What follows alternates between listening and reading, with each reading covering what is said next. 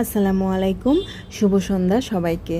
সবাই কেমন আছেন? আমি আলহামদুলিল্লাহ খুবই ভালো আছি। আমার নতুন একটি ভিডিওতে আপনাদের সবাইকে স্বাগতম। তো নতুন নতুন ভিডিও দেখতে আপনাদের কেমন লাগে? আমার তো নতুন নতুন ভিডিও আপলোড দিতে ভালোই লাগে। মনে হয় যে আজকে কি আবার রান্না করব, কি আপনাদের সাথে শেয়ার করব, আর কিভাবে বা রেসিপিটার সব কিছু ডিটেল আপনাদের বলবো।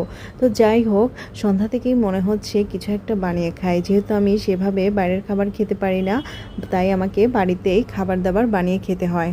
দুপুরের দিক বাজারে গিয়েছিলাম, তো হঠাৎ করেই বৃষ্টি চলে আসলো।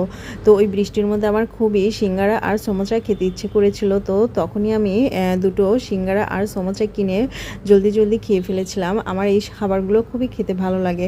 তো এখন আবার মনে হচ্ছে ফুচকা বানিয়ে খাই। আমার ফুচকা খুবই পছন্দ, খুবই পছন্দ।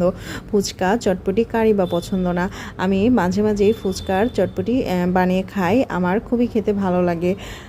দুপুরে বাজার করে নিয়ে আসার পর কাজ অনেকটা বেড়ে গিয়েছিল, খুবই টায়ার্ড লাগছিল। পরে তেমন কিছু একটা রান্না করতে পারিনি। পরে হালকা পাতলা রান্না করে দুপুরের খাবারটা সেরে নিয়েছি।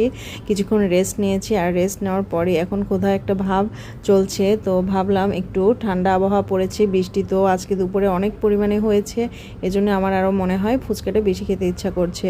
যাই হোক, আমি ফুচকার বুটটা আগেই ভিজিয়ে রেখেছিলাম ফুচকা খাবার জন্যে, কারণ ফুচকার বুটটা আগে থেকে ভিজিয়ে না রাখলে এটা আসলে সেভাবে বানানো সম্ভব না। হঠাৎ করেই বানানো ফুচকা আসলে যায় না। যারা ফুচকা আসলে বানাতে পারে তারা এই ব্যাপারটা জেনে থাকেন।